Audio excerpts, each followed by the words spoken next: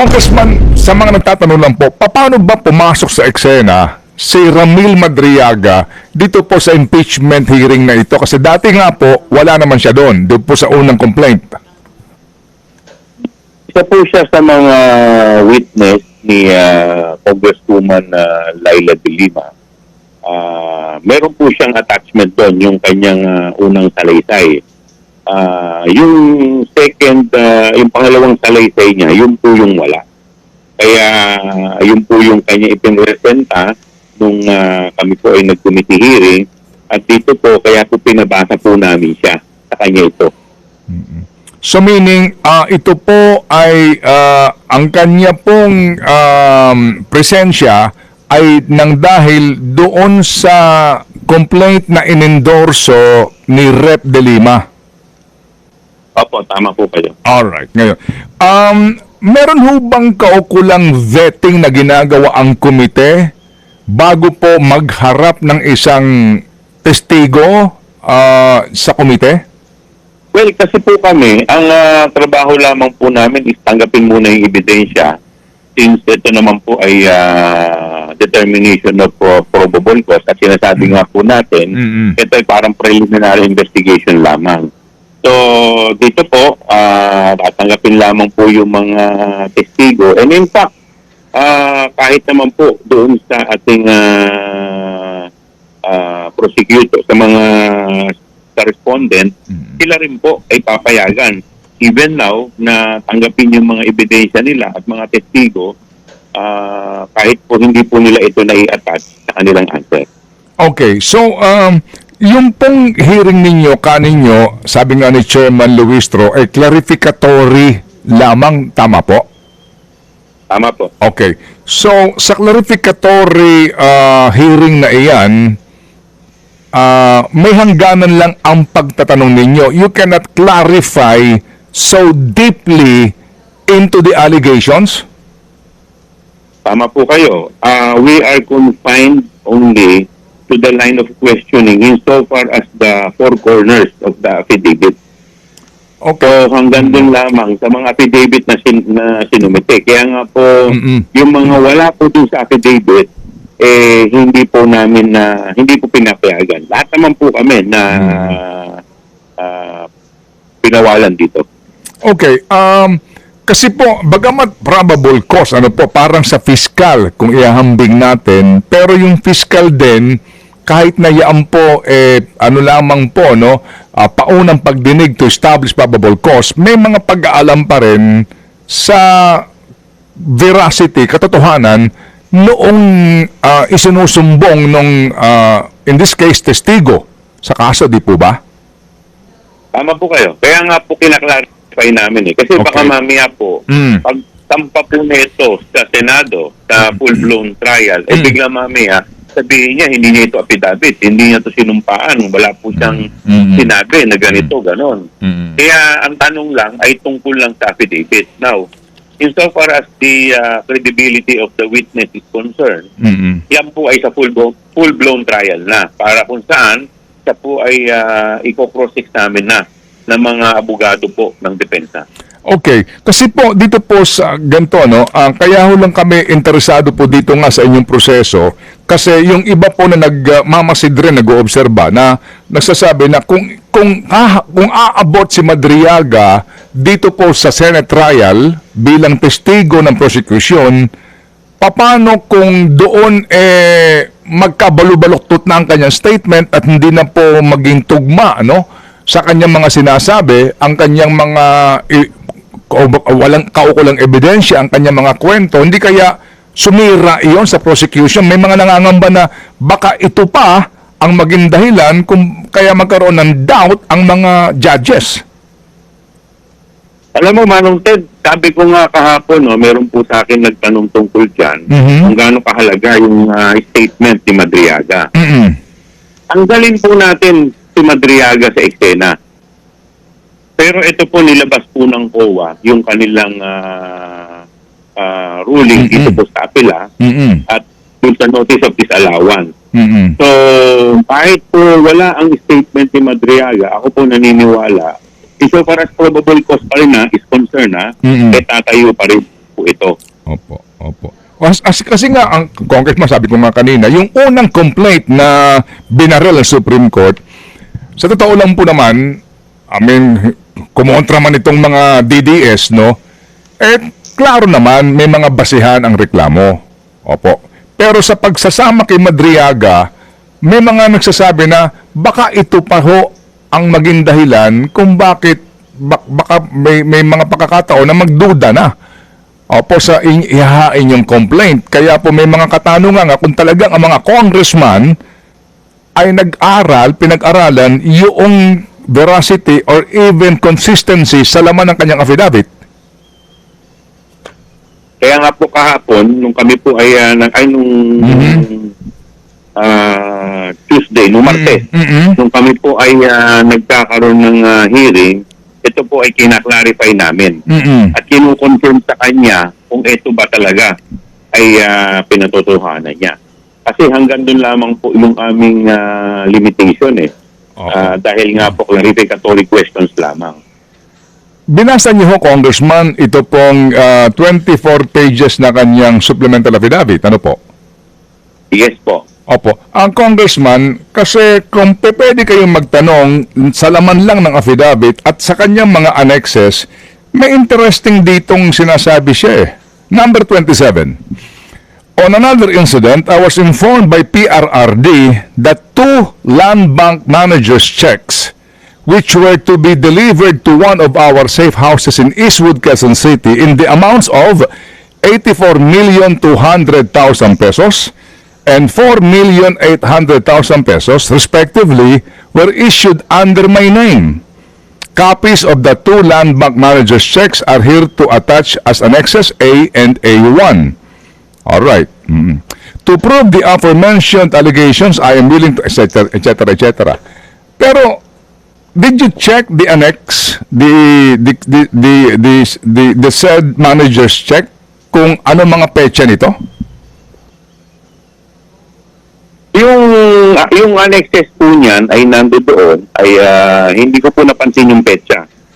Oo, kasi Congressman, yung sinasabi niyang manager's check, ano po, na ang amount, nakapangalan sa kanya land bank ito, alright, 84 million, ang petsa nito, April 18, 2023 eh. Nung panahon na iyon, si Marcos na ang presidente, at siya ay may kinakaharap na kaso. Inaresto siya July ng 2023. April itong checking ito. Paano mangyari? Alam niyo yun, medyo gusto ko lang, wala nagtanong nito eh. I think this is a valid question. Nagharap ka nagkwento ka ng ganito, nagbigay ka ng copy ng cheque, anong paliwanag mo sa petsa? Paano naman ng panahon na iyon? Meron pa, go ahead sir, go ahead. Tama po. Yan po kasi hindi naman po yan natanong doon sa aming hearing. So siguro yan, matatanong na po yan pagdating po sa trial. Okay. At saka meron naman po kasing waiver, bank waiver eh. So po pwede rin po natin tanungin kung ito pong account na to ay under his name. Total yung kanya pong sinumite na bank waiver ay wala naman pong limit kung saan. So possible na ito ay isa rin sa mga account na pinabuksan sa kanya as dami. I'm just hindi ko po alam yan. So kasi po kaya kailangan ang maganda po kasi dito yung kanyang sinumiting bank waiver ay hindi naman po limited dun lamang sa 5. Opo, pero kasi yung bank waiver po, attorney, congressman, di ba parang, ano lang yan, malalaman mo yung mga, wala naman doon kung sino nag-deposit, di ba? May mga amounts doon, tsaka yung mga dates, di ba? Basically po, wala naman doong detalye kung saan nanggaling yung pera, sino pinanggalingan ng pera, sino nag-deposito, di po ba? Unless may cheque pong na-deposito doon. Yes. Unless may cheque na maaari ng paper trail. Oo. Yes. At actually, ang isa rin naman sa question din dito is yung pong pinatutunayan po kasi niya, I think kaya po siya nag-sign ng bank waiver is to prove na siya po talaga inagamit. Mm-mm. Na ang sweldo po niya is between 100 to 150,000. Oo. Pero kung titignan niya, gaya na sinasabi niya, Mm-mm. may mga withdrawal, may mga transactions na Mm-mm. milyon-milyon dito. So yun proof, no, as to the veracity ng kanyang statement doon. Opo. But again, I mean, just to echo itong sinasabi ng kampo ng isa sa mga abogado ni VP Sara, he is facing kidnap for ransom charges. And yung nga daw po, no, sa usapin ng mga accounts na yan, baka daw po ito'y fruit of the crime. Well, Manong Ted, lahat naman po yan, sabi nito, sabi nun, di ba? Opo. So, at the end of the day, sa Senado po, nandiyan dyan po yung opportunity para i-cross-examine Okay. ito pong testigo. Opo. So, ngayon po, insofar as the Committee on Justice is concerned, Mhm. mayroon po silang opportunity, if they want, to submit their counter-affidavit with respect to this, no? Opo. So, lahat naman po yan inaalaw Even sa next hearing, tatanggapin po yan Opo. to rebut all these charges. Opo. So, that is not our, hindi po namin trabaho yun sa, at this stage. Hindi po namin trabaho yun at this stage. Yun po ay siguro trabaho po ng depensa. Okay. So Congressman, yung pong statement ngayon ni Madriaga, itong kanyang affidavit na ito, hindi pa tayo nakakasigurado. Pagbobotohan pa ba yan kung isasama talaga si Madriaga at ang kanyang statement na ito sa complaint na sa articles of impeachment na ihain ninyo?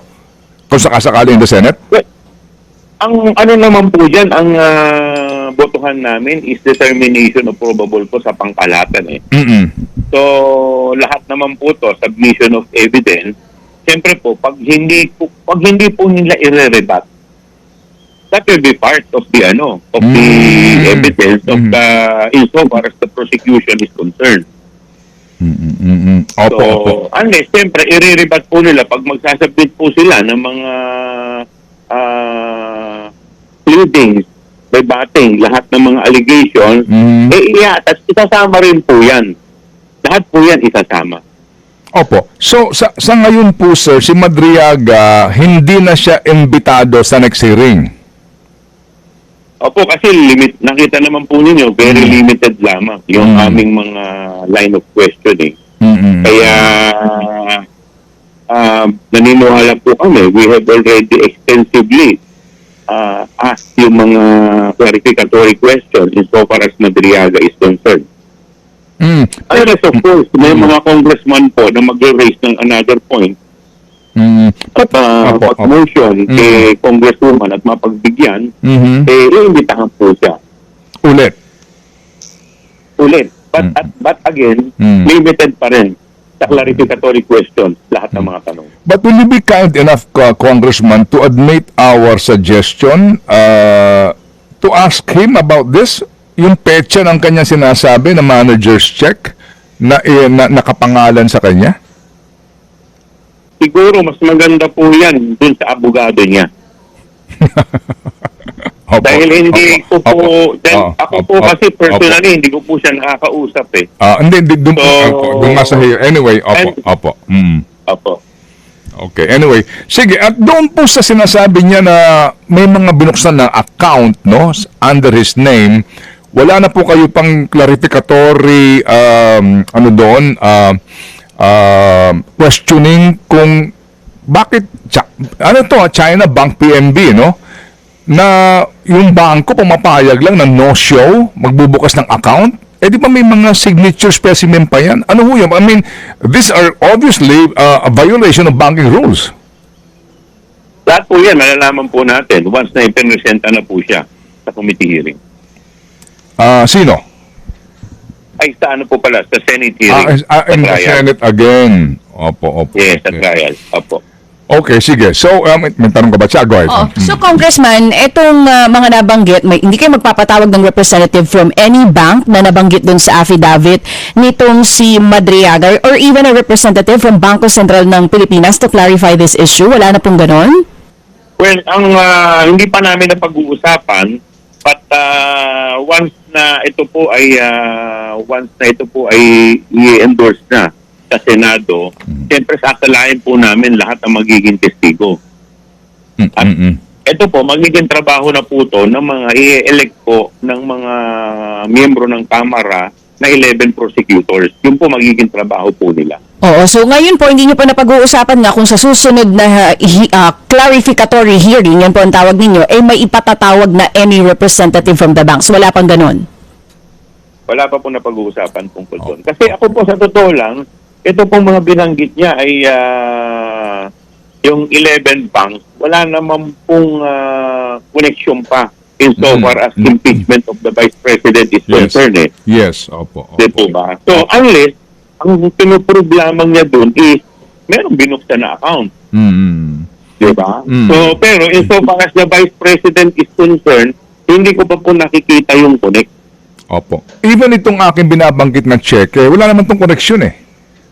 Yes, exactly po. Kaya nga hindi po, ako po, personally, hindi ko po nakikita na may connection po yan doon. Oo nga, pero wala siyang connection kay VP Sara sa So far as impeachment. yung credibility niya, po pwede po yan atakihin sa cross-examination. Oh, yun nga, And that opo. will be done during cross-examination sa trial proper. Oh, yun nga po, yun nga po. Kaya nga po, thank you for again clarifying that. But ang punto po siguro ng iba din naman, Congressman, is that they are concerned about employing a witness. I'm sorry, baka mali yung, yung word. No, getting a witness na eventually po sasabog sa kanyang mga sinasabi sa kanyang salaysay na hindi mapapatotohanan. Alam niyo yun ang concern ng iba dito kasi pwede rin tumayo yung inyong unang complaint, solid na po ito, nagsaksak ka ng Madriaga kung ano-anong kinekwento na baka eventually ito pa sumira sa inyong complaint. Opo. Kasi po, sa totoo lang yung sa akin po, no, kung ako po ang tatanungin ninyo, ito personal opinion ko lang po ito, ha. Opo. Yung kanya pong participation dito, insofar as yung deliveries dun sa tatlong binabanggit po niya, sa San Pablo, Laguna, sa Nice Trip, OMB, yun po kasi yung connected sa confidential fund. Kasi, kung maalala po ninyo, doon po sa committee hearing ng Committee on Good Government, kung saan tayo po ang chair, ang laging tinatanong ng mga tao, ba't tumigil kayo? Kay Nolasco at saka kay Las Pica. Saan napunta yung 125 million? So, kasi yung iba po, tinitignan ko pa po kung ano po yung connection, hindi ko pa po nakikita. Opo, yung nga po nga, kasi nga, yun po yung klaro, kasi nga sabi nga niya, hindi ito 11 days, isang araw lang ito, inubos. Di po ba, ano po? Actually, less than 24 hours. Kasi, pag sinabi po natin isang araw, po pwedeng same day. Pero dun po sa affidavit niya, pag binasa mo, lumalabas, 2 araw yon pero 24 hours. Anyway, sige po. So, sir, ano po ang ano ang koneksyon ni Ginoong Trillanes sa impeachment hearing kung ba't siya naimbitahan for next hearing? Malala kasi ang nag-raise po niyan si Congresswoman Laila de Lima insofar as the issue of ill-gotten wealth. So, yung sa mga bank, I think yung bangko na mga nire-raise po nila. Pero yan po ay si Congresswoman Laila de Lima po ang nag-raise po niya. Okay. Sige. So, going back sa affidavit po nitong si Madriaga, during the deliberation, during his appearance, bakit walang question doon sa laman ng kanyang affidavit na wala namang kaugnayan sa impeachment complaint? Kasi po ang issue lang naman po namin doon is kung patututuhanan niya yung clarificatory questions lamang po yun eh. So, insofar as yung ibang question po kasi lumalabas parang probing question na hindi po pinapayagan ng chair. Hindi, meaning, kasi yung haba ng affidavit niya, sabi nga ninyo, meron doon, may kaugnayan talaga doon sa confidential fund, right? Opo, klaro yun. Pero itong mga kwento nga ng, di ba, Pangulong Duterte, inuutusan siyang ganito, etc., etc. Walang kaugnayan. Bakit to parang hinayaan lang iyon na kung Yung saan iba po kasi dyan, tingin ko, ini-establish niya yung kanyang relationship sa mga Duterte. Yun yata yung parang point niya dyan. Opo. Yung kung mababasa po ninyo yung una niyang affidavit, mas maiksi So, ang tinanong, bakit ka nag-issue ng another supplemental? Ang kanyang reasoning, kasi sinampahan po siya ng kaso at sinasabi po na hindi siya kilala ng Vice President. Kaya po siya nag-narrate ng maraming kwento. Oo, para nga patunayan. Yung relationship. At siya daw ho ay sinabihan pa ni Presidente Duterte na alagaan mo, kumbaga ikaw ang bahala kay Inday, ganun po, ano po. Tama po. Opo, kasama nga doon sa kanya state. Anyway, so again, Congressman, kaya ho kami tumawag dito, doon lang po sa mga nagkokomento nga nababahala po na alam niyo ho yun, baka mahanapan ng butas tong kanyang affidavit at maging dahilan pa para ang taong bayan eventually po doon sa trial, kung may trial man, magduda, mag-isip na, ay nako, alam niyo yun, baka madamay pa yung ibang solid na, Congressman, yun po sinasabi. Tama po, naiintindihan naman po natin at valid naman po yung concern ng mga kababayan natin. Okay, sige. So again, sir, sa ngayon po, sigurado na si Madriaga na magiging testigo ng prosekusyon at pagbobotohan pa yan ng inyong mga miyembro? Kami po kasi dito establishment lamang ng probable cause. So hindi po natin alam kung tayo po ay magiging parte ng prosecution panel. So siyempre, yan po pagbobotohan pa po yan sa Kamara, sa plenaryo. So siguro po yan, ang magsasala na po yan kung ano yung mga magiging ebidensya at kung magdadagdag pa at kung ano pa yung hihingin ay yung mga prosecution na. So ibig sabihin po, kapag po nakabuo na kayo ng articles of impeachment, ito po ipagbobotohan ninyo sa inyong komite and then eventually po dyan sa plenaryo para ito maipanik in the Senate. Ngayon, yung magiging presentasyon ng inyong prosecutors in the trial will have to decide kung ano ang mga ebidensya at anong mga affidavit at sino ang mga testigong ihaharap. Tama po kayo dyan. Ayun. So, ibig sabihin, hindi pa maaari sabihin ngayon kung sigurado na si Madriaga na iharap in the trial kasi yan ay dadaan pa sa pag-aaral at desisyon ng inyong prosecutors. Tama po kayo. Parang ganito naman po yan, Manong Ted. Okay. Iba po yung fiscal sa preliminary investigation. Iba rin yung fiscal pagdating na sa korte. Opo. Ayun, sige. So, at least ngayon, mas klaro na po sa atin ito, no, itong magiging proseso.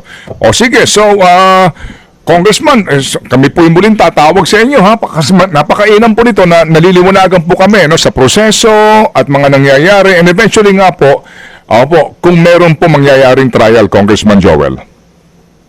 Opo, Manong Ted, asahan naman po ninyo, sa abot ng ating makakaya, sasagutin po natin ang inyong mga katanungan. Opo. Salamat po na marami, Congressman Joel, at mabuhay. Thank you, sir. Congressman, sa mga nagtatanong lang po, paano ba pumasok sa eksena si Ramil Madriaga dito po sa impeachment hearing na ito? Kasi dati nga po, wala naman siya doon po sa unang complaint. Isa po siya sa mga witness ni Congresswoman Laila De Lima. Meron po siyang attachment doon, yung kanyang unang salaysay. Yung second, yung pangalawang salaysay niya, yun po yung wala. Kaya yun po yung kanya ipinresenta nung kami po ay nag-committee hearing at dito po, kaya po pinabasa po namin siya sa kanya ito.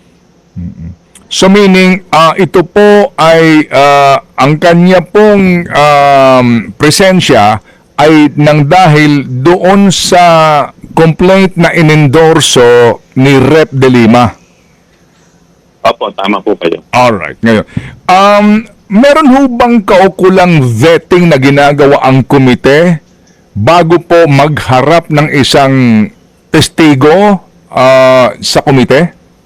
Well, kasi po kami, ang trabaho lamang po namin is tanggapin muna yung ebidensya since ito naman po ay determination of probable cause at sinasabi nga po natin, ito ay parang preliminary investigation lamang. So, dito po, tatanggapin lamang po yung mga testigo. And in fact, kahit naman po doon sa ating prosecutor, sa mga respondent, sila rin po ay papayagan. Even now, na tanggapin yung mga ebidensya nila at mga testigo, kahit po hindi po nila ito na-i-attach sa kanilang answer.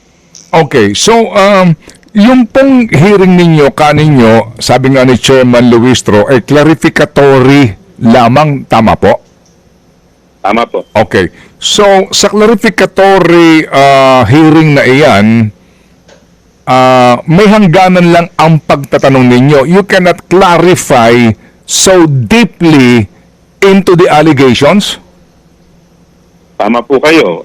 We are confined only to the line of questioning insofar as the four corners of the affidavit. Okay. So hanggang dun lamang sa mga affidavit na sinumite. Kaya nga po, yung mga wala po dun sa affidavit, hindi po namin hindi po pinapayagan. Lahat naman po kami na pinawalan dito. Okay, kasi po, bagamat probable cause, parang sa fiscal, kung ihahambing natin, pero yung fiscal din, kahit na yan po, lamang po, paunang pagdinig to establish probable cause, may mga pag-aalam pa rin sa veracity, katotohanan, noong isinusumbong nung, in this case, testigo sa kaso, di po ba? Tama po kayo. Kaya nga po kinaklarify namin Kasi baka Okay. mamaya po, pag tampa po nito sa Senado, sa full-blown trial, bigla mamaya, sabihin niya, hindi niya ito affidavit, hindi niya ito sinumpaan, wala po siyang sinabi na ganito, ganon. Kaya ang tanong lang ay tungkol lang sa affidavit. Now, insofar as the credibility of the witness is concerned, yan po ay sa full-blown trial na, para kung saan, siya po ay i-cross-examine na ng mga abogado po ng depensa. Okay. Kasi po, dito po sa ganito, kaya ho lang kami interesado po dito nga sa inyong proseso kasi yung iba po na nagmamasid rin, nag-oobserba na nagsasabi na kung aabot si Madriaga dito po sa Senate trial bilang testigo ng prosecution, paano kung doon magkabalubaluktot na ang kanyang statement at hindi na po maging tugma sa kanyang mga sinasabi, ang kanyang mga walang kaukulang ebidensya, ang kanyang mga kwento, hindi kaya sumira iyon sa prosecution? May mga nangangamba na baka ito pa ang maging dahilan kung kaya magkaroon ng doubt ang mga judges. Alam mo, Manong Ted, sabi ko nga kahapon, meron po sa akin nagtanong tungkol dyan kung gaano kahalaga yung statement ni Madriaga.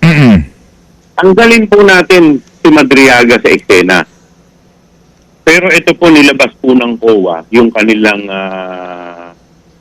ruling dito po sa apela at dun sa notice of disallowance. So, kahit po wala ang statement ni Madriaga, ako po naniniwala, insofar as probable cause pa rin is concerned tatayo pa rin po ito. Opo. Kasi nga, ang Congressman, sabi ko nga kanina, yung unang complaint na binaril ng Supreme Court, sa totoo lang po naman, kumontra man itong mga DDS, klaro naman, may mga basihan ang reklamo. Opo.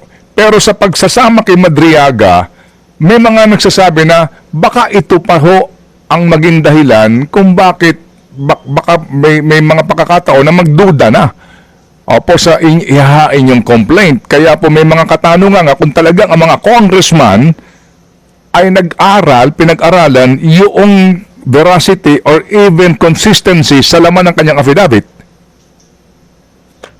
Kaya nga po kahapon, nung kami po ay Tuesday, nung Martes, nung kami po ay nagkakaroon ng hearing, ito po ay kinaklarify namin. At kinukonfirm sa kanya kung ito ba talaga ay pinatotohanan niya. Kasi